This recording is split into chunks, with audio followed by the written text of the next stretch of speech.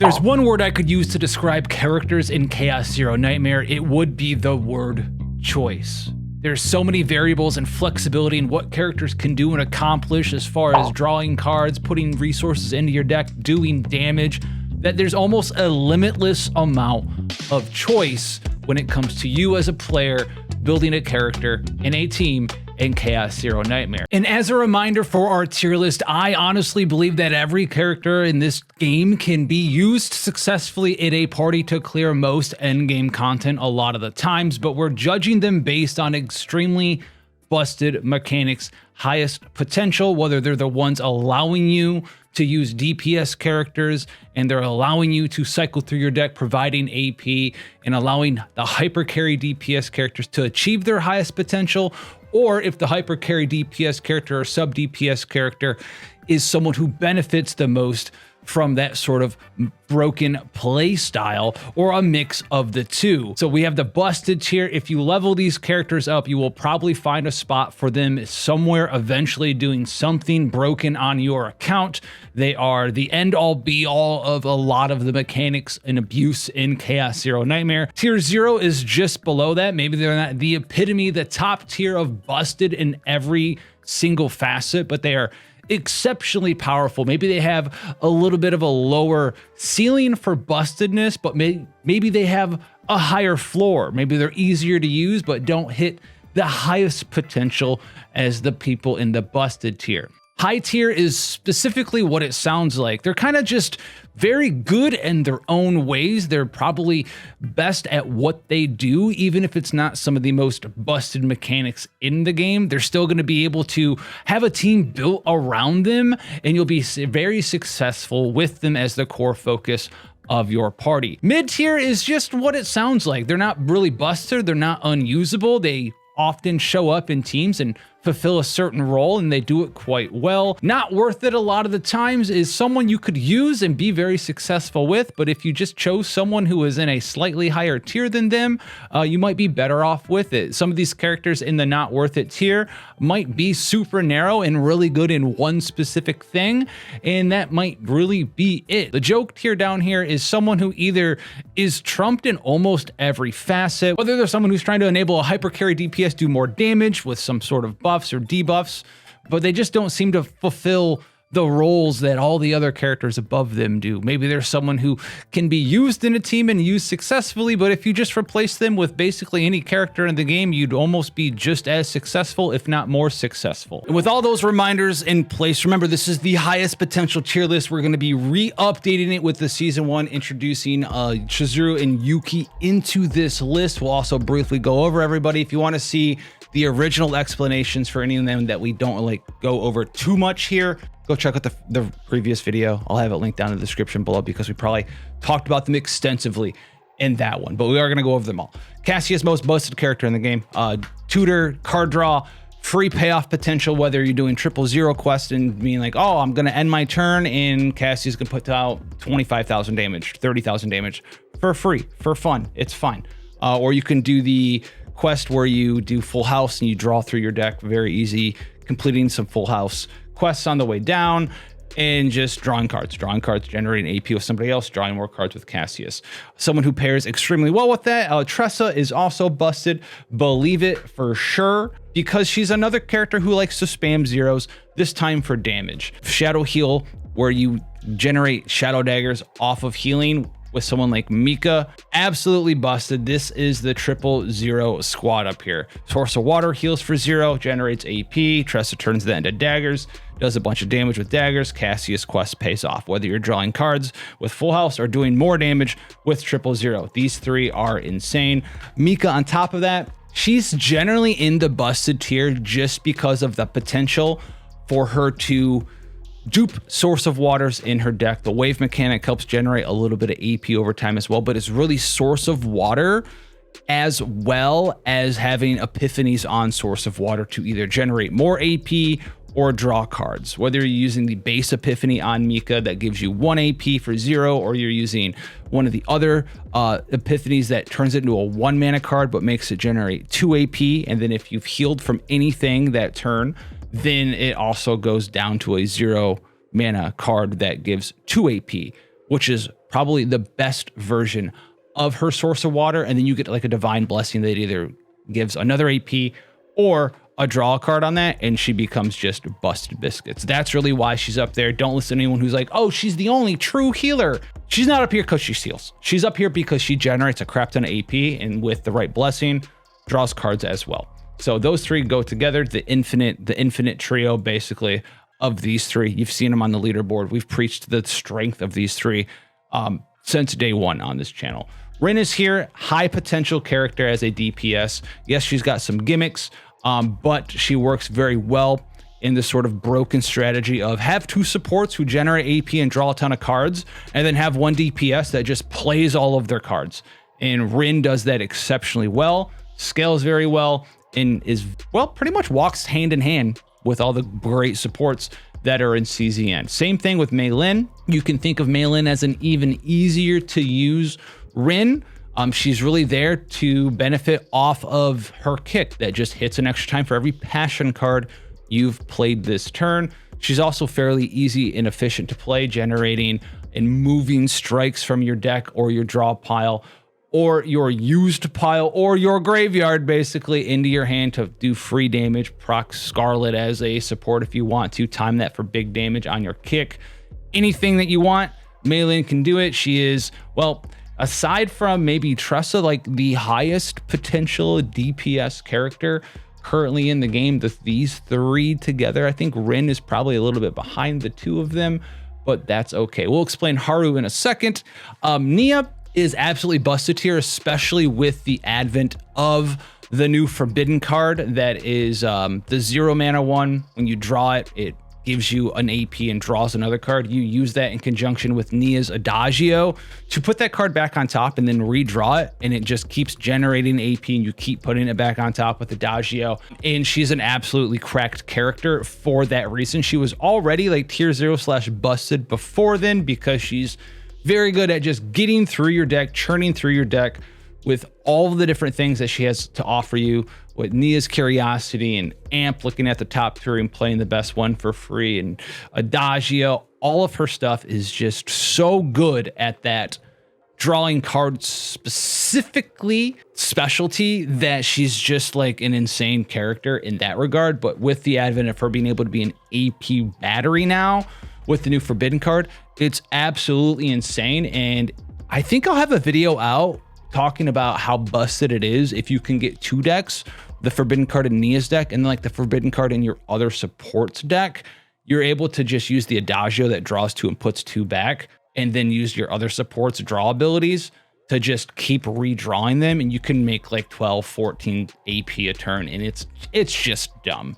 One character I am going to move up though is going to be Veronica. In Veronica, I had her down 1 simply because the other supports like Nia and Ray offered damage buffs instead of the ballista damage mechanic. And let's get one thing straight here. The damage ballista mechanic, I really don't care about. Does it do really good damage? Can you hit things for like, 4,000 a shot sometimes? 1,000%. But that's not nearly busted. Remember, we're talking about characters who are doing 30,000, 40,000, 50,000 damage in a turn. I don't care if your ballista shot did like 7K. I don't care. I'm using Veronica. I don't care. So why is she up here? Well, she also is very good at drawing cards. For sure. She has 2 cards that can draw 2 cards each. She's got Repose that you can use for 0 mana to draw 2 other combatants cards. And she also has, I think, the little Mr. Squirrel guy. If you get the Epiphany for it, it's 1 mana, draw 2 cards, and you generate ballistas if you draw skill cards. So why would I move her up from tier 0 to busted? I think, and this is how strong it is, that the best support to pair with Nia when you're trying to do the Forbidden card, generate AP nonsense, is actually Veronica, because you can get a deck with Veronica where you have a couple of reposes, you have a couple, I think Sir Kowalski's or something they're called. I think that's a little hamster that draws 2 for 1. And you can just very easy cycle through the entirety of your deck and generate AP that way. Those two together with that build generates more AP than like Mika can, and you get to go through your entire deck. So these two collectively together with that build basically allow you to use any DPS character that currently exists and any DPS character that exists in the future that has some sort of AP dump. And what do I mean by AP dump? I mean, like if you do like Nia Veronica and like Haru, who I've had up and busted or tier 0 for a while, you could use those two and then just be like, oh, I have 14 AP. I'm just going to drop 7 anchor shots for 2 mana, full price if I want to, right? Just drop a bunch of anchor shots that way. They're going to be exceptionally powerful for that reason. And Haru is staying here as well because, well, if you compare Haru to a bunch of the other DPS we're going to go over, she does have that AP outlet. And because she is there, and yeah, she's like, it's a worse version of the AP dump of 0 AP dumps of Tressa Mika Cassius combo, or the AP dumps of like Rin, or the AP dumps of like Malin. Like, sure, these two are probably a little bit closer to down here compared to these top 4, but they're still above all of these other characters because the amount of damage you can get out of them inside of these teams is just so much more because they don't really have a cap. They just kind of go and go and go and go and go. Ray is here. We've talked about her extensively, her ability to draw cards, a damage buff, void classes, or cards that are 1 cost or 1 cost or less. Sometimes she's extremely flexible. You have the ability to build save data for whatever DPS it is that you want to buff, assuming they're not doing damage with a 2-cost card or higher, and they're not void element. Ray's going to get you there. Ray can also exhaust cards out of the battle. Everyone's going to have a couple basic cards left over that they don't want to draw anymore. Ray's going to take those out of the fight for you while drawing cards. So she's a fantastic character, and she is like one of the only characters that can get rid of the downside of like what we know now with the save data limit. It's better for us to copy cards and put good cards in our deck than it is to take like the last 1 or 2, you know, basic cards, neutral card, whatever it is, right? Pay that 40 cost, or not 40 cost, 50 cost for that final removal, 70 if it's a neutral. We're not paying 70 to remove our final basic card of our DPS decks.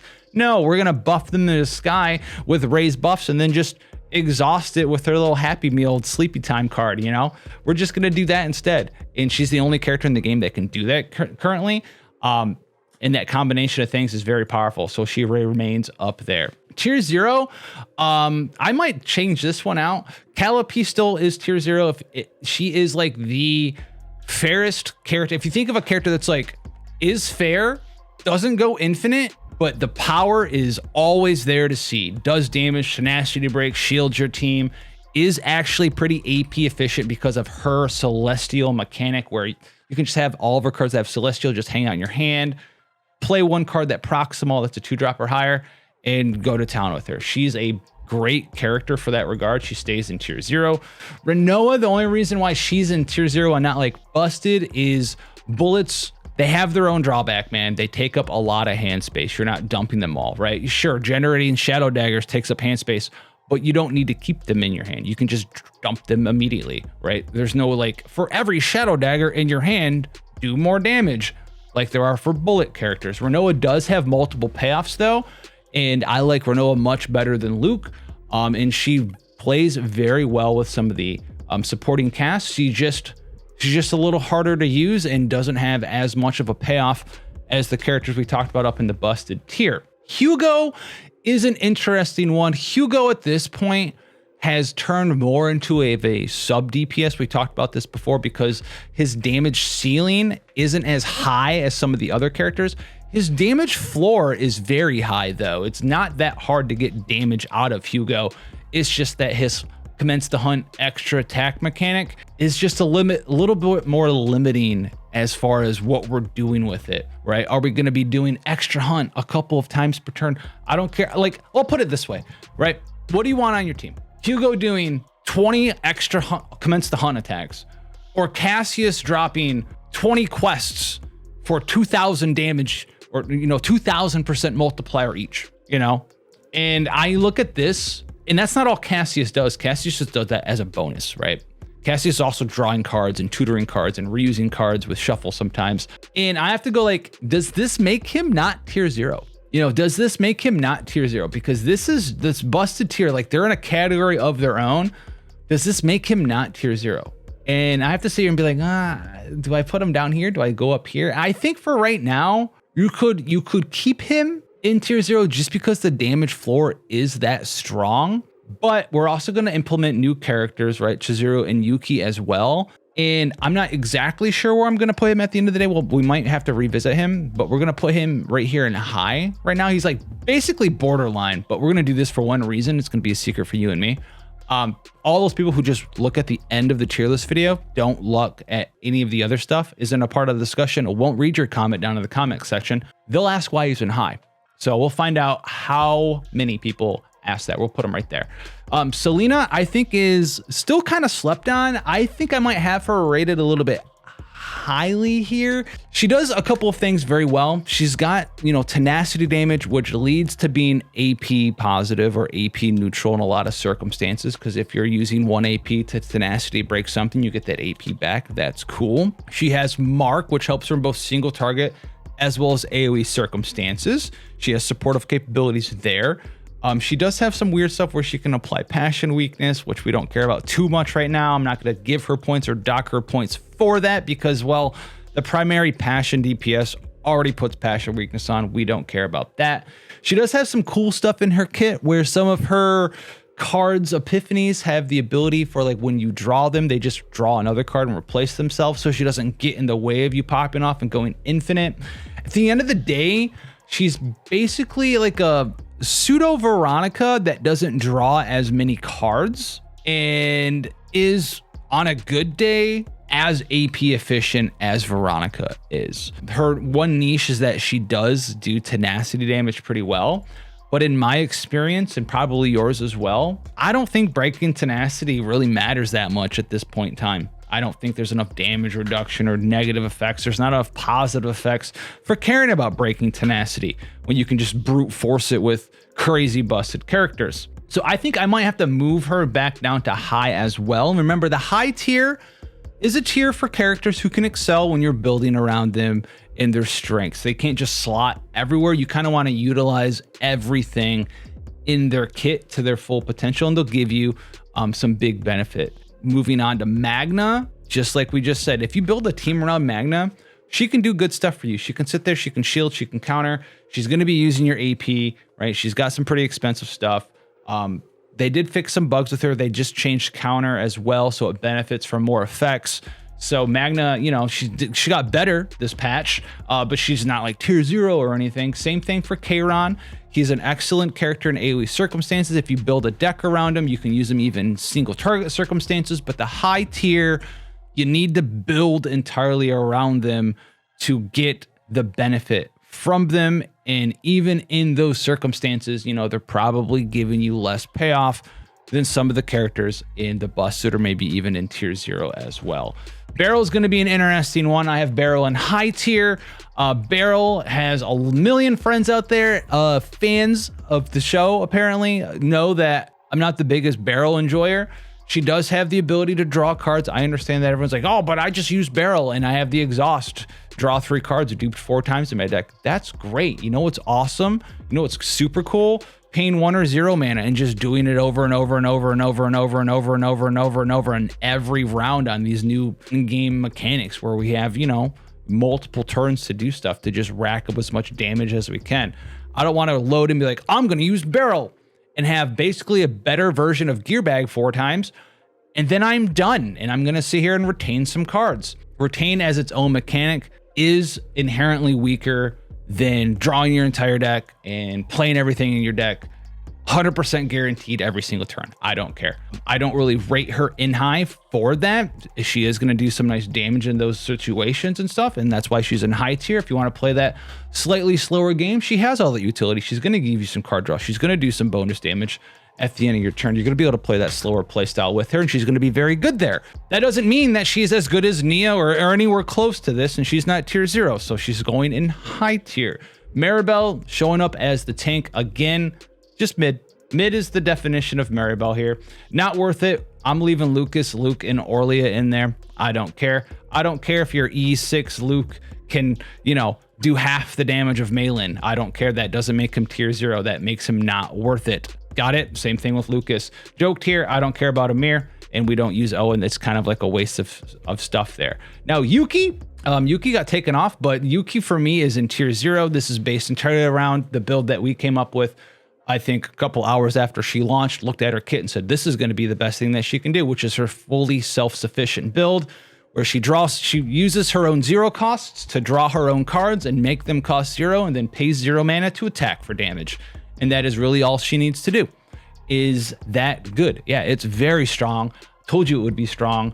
And it was going to be her best build. We're starting to see her pop up on the leaderboard now for some of the, you know, highest point clears in the game. I understand that the first boss isn't that hard, and it doesn't really matter who you use that much, but she is there, and she is using the self-sufficient build. You can use that build basically with a ton of characters. You can slot her into any team comp with that build, and she will always do what she wants to do because it is an entirely self-sufficient build.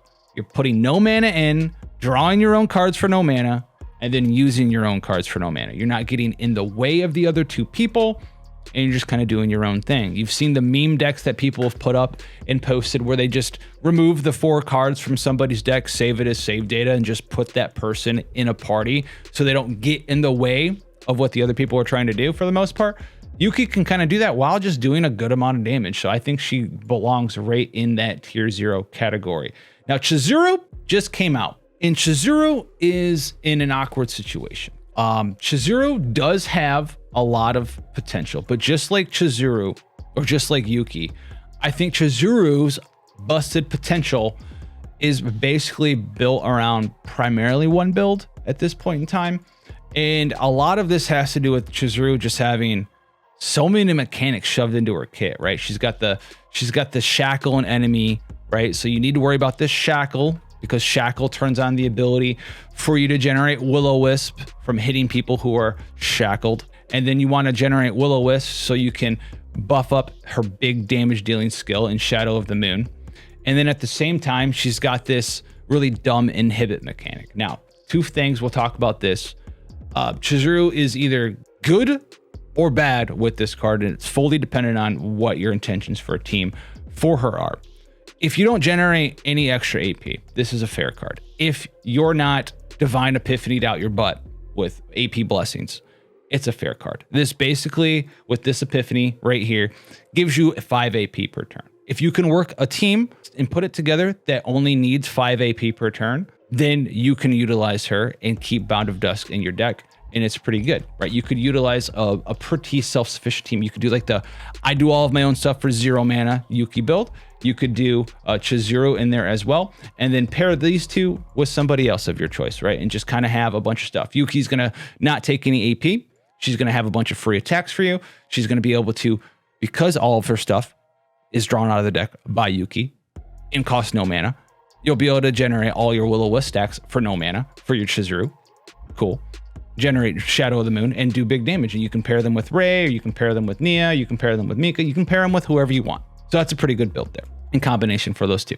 On the other side, you also don't need to have this card in your deck. You can remove this card from your deck if you have a bunch of Divine Blessings and Divine Epiphanies that generate AP, right? We're doing like the Veronica Nia thing. You can also just remove this card from your deck, right? Use a removal on Bound of Dusk, use a removal on Spirit Flames Ward, and you don't really care that the Moon Slashers are still in your deck. Not that big of a deal, because the whole goal, because you're moving this card from the deck, you're telling me and you're telling yourself, your game plan is to generate an absolute shit ton of AP and draw a bunch of cards and do the busted thing and slot her into that team. And you're not going to care about having to cast a couple of Moon Slashes. So you can remove this card from your deck too, if you want to, and utilize her in a try to make her busted way with this version of Tsukiyomi that adds multiple hits to your next Shadow of the Moon Plus. So you can kind of try to do like a Shadow of the Moon bomb Chizuru, which is kind of where I see her being played. And might be her best build, where it's kind of like similar to someone like Yuki, where you just dupe a bunch of this Tsukiyomis, this card, the one that you really want to pay off and build around Chizuru for, costs 0. So if you have a way to just draw a bunch of these out of your deck, pop them all off, have something in your deck to hit an enemy a fair amount of times to build up to Shadow the Moon. You need to get, 15 Will-O-Wisp stacks to bind this up to Shadow the Moon plus. Then you can get a payoff and go in there and do big damage that way. The thing is, I don't know what team you're doing right now that really capitalizes on this. I feel like this should be her best build, but if you're using this version of Tsukiyomi, you need to be able to hit a ton because you're not going to have this version of Tsukiyomi, right? So I'm not sure what that team looks like quite yet. And one of the only characters I can really think about pairing her with is the super self-sufficient Chizuru, or pairing her and forcing her over Cassius in the Mika Tressa Cassius team, which I don't think is a good thing either, because Cassius is just infinitely better, right? It's kind of like the Hugo situation again with her. But I think that there is going to be a nice build with her. I think like these three together could do that team very well. Super self-sufficient, do a bunch of damage, get all my Will-O-Wisp stacks with Yuki, buff up my damage for 0 or 0 and 1 costs or void costs or whatever it is that you're doing with Ray, however you want to build her to interact with these two, and then just get a big Shadow of the Moon plus and do damage that way. Something like that. I think she's a fair character. I'm not sure where I would put her in comparison to like the busted characters in like Hugo. It's really me comparing her to where Hugo is, right? If Hugo was tier 0, I would probably put her in tier 0 as well. If he's in high, maybe I put her in high, because her normal build outside of that is just kind of fine. It's got the normal Yuki build problem where it's like I'm putting in a bunch of work and interact with all these mechanics and not really getting a big payoff. The only really build I see for her that's going to be potentially busted is the Shadow of the Moon, make it hit a bunch of times one, which sure, if as soon as we get a character that allows you to duplicate cards somehow in battle temporarily, like make a version of this card, give it exhaust or something, then her potential goes up even higher. There's like a monster card that kind of does that, return a card from your graveyard, duplicate it or something, you can do that. But outside of that, I don't know exactly where to put her. You can get a really big hitting Shadow of the Moon out and just make her like a finisher. And at that point in time, she's basically kind of doing like a pseudo, trying to be like Meilin, trying to be like Haru AP dump, trying to be like Rin.